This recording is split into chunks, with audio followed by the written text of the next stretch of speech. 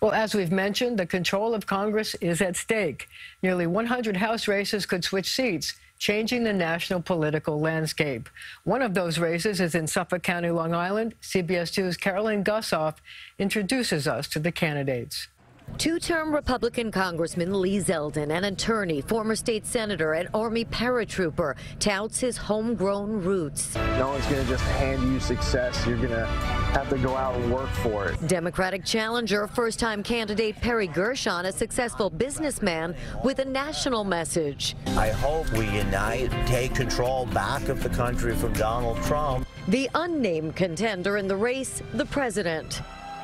I think the president's definitely involved in this election. He's hard to miss. The battle for New York's first congressional district seen as a referendum on Trump, who Zeldin enthusiastically supports but has differed with. He voted to take away health care for people with pre-existing conditions. He's voting with Trump, trying to decimate our environment. Lee Zeldin has embraced Trump. He's held rallies with Steve Bannon. Where I agree with the president, working with him on MS-13, strengthening our military. And where I disagree, I speak up as well. I voted against the tax bill. I oppose offshore drilling off the coast of Long Island. It's an expansive district that runs from the wealthy East End through farmland to middle and working class central Suffolk County. Zeldin portrays Gershon as a carpetbagger raised in Manhattan with a Yale pedigree, only recently making East Hampton his full-time home. He's a New York City liberal Democrat who decided to register in our district just to run. I think it's absurd. East Hampton is my home. I paid property taxes there for 20 years. It's a district that's pivoted more than once, voting for Obama, then Trump, pegged by pundits as likely but not solidly Republican.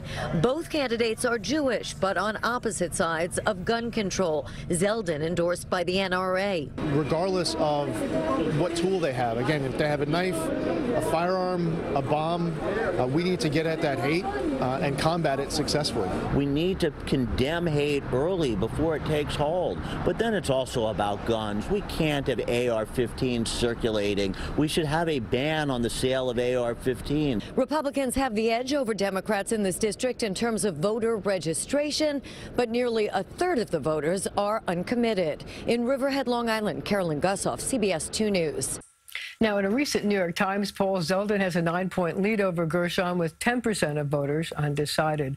But, Larry, unlike Peter King, who's running as a man who can reach across the aisle, Lee Zeldin is embracing President Trump as the 800-pound gorilla in this race. What's the strategy, since this is clearly a swing district, and since 1983, Republicans and 2 Democrats have actually held the seat, so it's very much a district that could go either way. Right. This district is not a typical suburban district. This is more what we call ex-urban, leaning to rural. In other words, it's the kind of place that President Trump has done well in primaries and in the general election. So Lee Zeldin saw that Donald Trump won big in the district, and he decided, unlike most Republicans running in competitive congressional districts in this country, he has tied himself as tightly as possible to the president. He even had the president's son come out for a fundraiser. But this is a district that has 34% Republicans and 30% Democrats. So, in a sense, independents are going to make the decision here. So how do you embrace Trump and get the independents to come over and make you the nominee? Well, independents are not always independent. There are people who say they're independent, but they lean heavily one way or another. Where the independents in Peter King's district tend to lean Democratic on in most races, except when they vote for Peter King. In this district, the independents tend to lean Republican. But in this district, taxes are also a really big issue. And in this case, again, Lee Zeldin split with the president and voted against the tax plan, which obviously would have hurt his constituents. So how does he, like, say, I'm with Trump, and then he votes against one of his biggest initiatives? Well, again, the vote on the taxes is another way of inoculating him against charges that he's an always Trumper.